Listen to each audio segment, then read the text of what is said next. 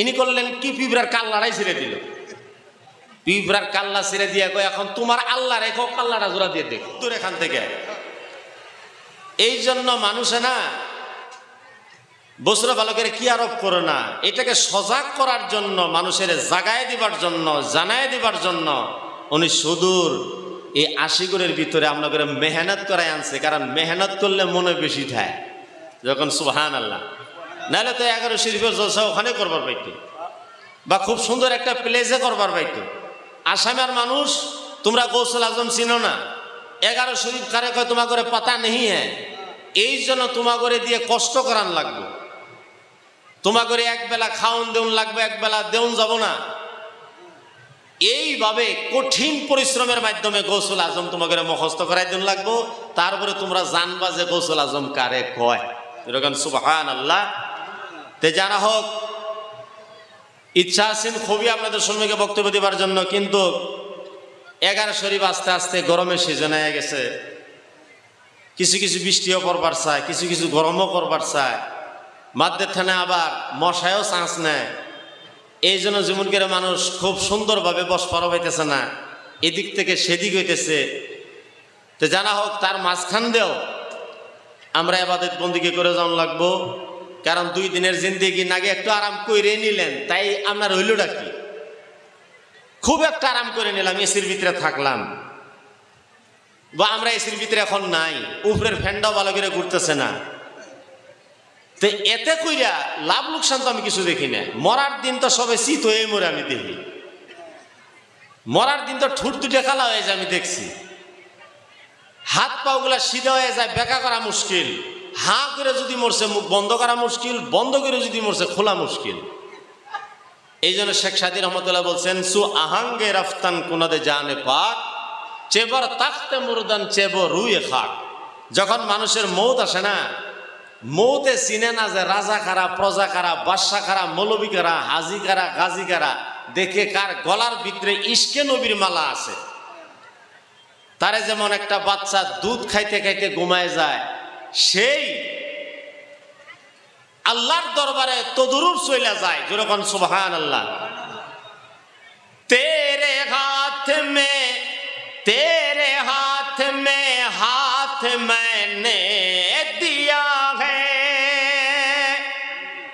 तेरे हाथ है लाजिया गौसे आजम, इमदाद कुल इमदाद कुल, अजरंजो गम आजाद कुल इमदाद कुल, दर्दीन दुनिया शाद कुन निकाला है, पहले तो डूबे हुए को और अब डूबो तो को बचा गौसे आजम, इमदाद कुन इमदाद कुन, अजरंजो गम आजाद कुन। 12 বছরের একটা দুলহন দুলহাকে নদীর টেনে বাঁচাইছেন হযরতে গৌসুল আজম। এই ঘটনা শুনছেন না? কিন্তু এখন তো আর আমরা কেউ ডুবি নেই। আজকে আমরা নাও দেবার হয়েছি, কোনো নাও ডুবে নাই, বা গাড়ি দিয়ে আইছি, কোনো গাড়িও অ্যাক্সিডেন্ট হয় নাই। তাহলে গৌসুল আজম এখন আমাদের কি করতে পারে? আল্লাহর হুকুমে আমরা যে গুনার সাগরে ডুব খাইতেছি, সেই সাগর তেনে বাঁচাইতে পারে। যেরকম সুবহানাল্লাহ, একটু মাঝখান দিয়ে সুবহানাল্লাহ আলহামদুলিল্লাহ মারহাবা কইলে এরকম লাগে যেন আপনাদের দিলটা মুর্দানা জিন্দা হয়ে আছে। আর যদি সুবহানাল্লাহ মারহাবা কিছুই না কন, তাহলে আমি মনে মনে ভাববো যে এটা ওয়াজ ফাউতি গেতাছে, মানুষে তো শুনতেছে না, তাহলে দিল আমারটাও মুর্দ হয়ে যাইব, আপনারটা মুর্দ হয়ে যাইব গা। এই জন্য একবার সবাই চিল্লা এখন দম মারহাবা, আরেকটা তাকবীর দেন, নারে তাকবীর, গাউসুল আজম দস্তগীর, গাউসুল আজম দস্তগীর। বড় একটা সমস্যা হয়ে গেছে গা, মানুষে তাল বেতাল কিছুই দেখে না, শিরকের ফটো লাগায় বয়ে থাকে। এই যে গাউসুল আজম দস্তগীর কইছি, এর ভিতরে অনেক ফটো আছে।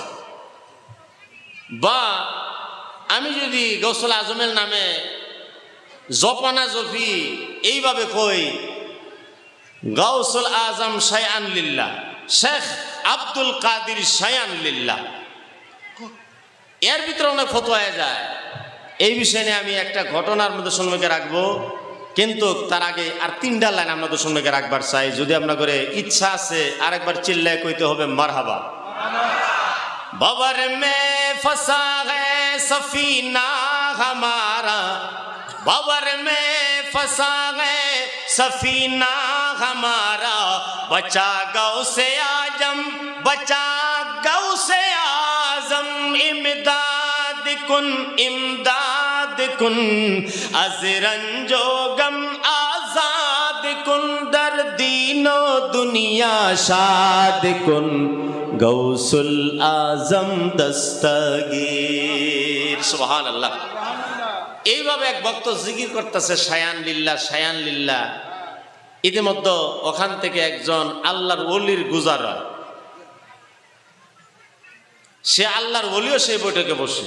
ইতিমধ্যে একজন দুশ্মনে ওলির গুজার হয়, সে দুশ্মনে ওলিয়ে কইসে বইল আল্লাহর নামের জিকির বাদ দিয়া একজন আম মানুষের নামে অর্থাৎ গৌসুল আজমের নামে জিকির করতেছ, এটা কিবা জিকির?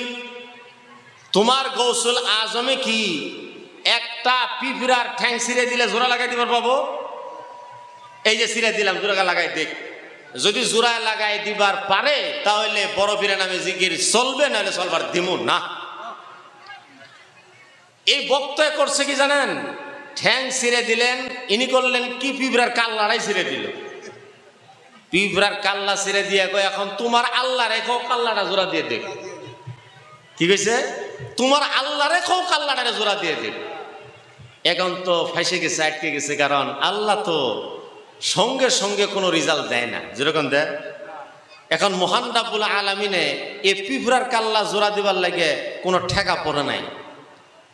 এটা উত্তর দিবার লাগে, তারা আটকাবার লাগে বক্তব্য কামটা করছে যে ঠ্যাং ছিঁড়ে গেছে, এ ঠ্যাং জোড়া দিলে গৌসুল আজম হবার পাবে, নইলে পাবে না।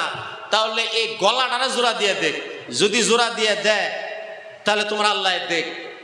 মহান রাব্বুল আলামিন ডাক দিয়া কয় যে দুনিয়ার ভিতরে আমি তুরন্ত কোনো কাম করি না, তুরন্ত কোনো রেজাল্ট দেই না। এটা দুনিয়া, এখানে হাত উড়াইয়া ভাত খাওয়ান লাগবে। যত বড় আল্লাহর ওলি হোক, গৌস হোক, কুতুব হোক, নবী হোক, পয়গাম্বর হোক, হাত উড়াই ভাত খাওয়ান লাগবো। এটা না যে মুরিদানে হাত উড়াই ভাত খায়। পীর এত বড় বুজুর্গান, আল্লাহ তক পৌঁছনেওয়ালা, উনি তো হাতের ইশারা দিলে বাচ্চাটা মুহের ভিতরে উঠে যাওয়ান লাগে। এটা কোনোদিনও না। মুরিদও হাত দিয়ে ভাত খাবো, পীরেও হাত দিয়ে ভাত খাবো। মুরিদেও নাঙ্গল চলাবো, পীরেও নাঙ্গল চলাবো। মুরিদেও দোকান ব্যবসা করব, পীরেও দোকান ব্যবসা করব। এক আলিমেও টাকা পয়সা কামাই করব, এক মুরিদেও টাকা পয়সা কামাই করব। এটা কোনোদিনও ভাববেন না যে উনি আলেম, ওনার খাদ্য আল্লাহ জান্নাত থেকে প্যাকেট পাঠাবো। এটা দুনিয়া দারুল আসবাব। এই বক্তব্য কয় তুমি কামেল হও নাই, তোমার আকল বাত্তি হয় নাই, তুমি বুঝো না।